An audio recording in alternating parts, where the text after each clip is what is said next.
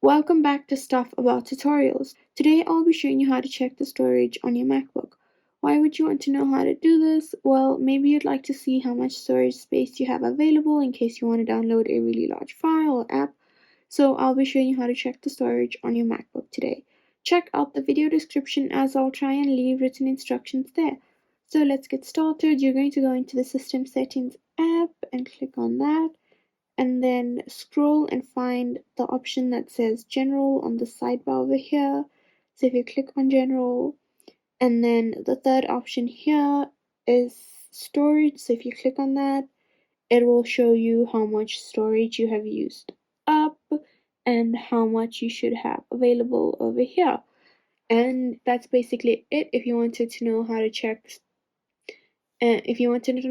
storage on your MacBook, this is the easiest way I know how, and if you know of another way, then leave a comment below and make sure to subscribe for more videos.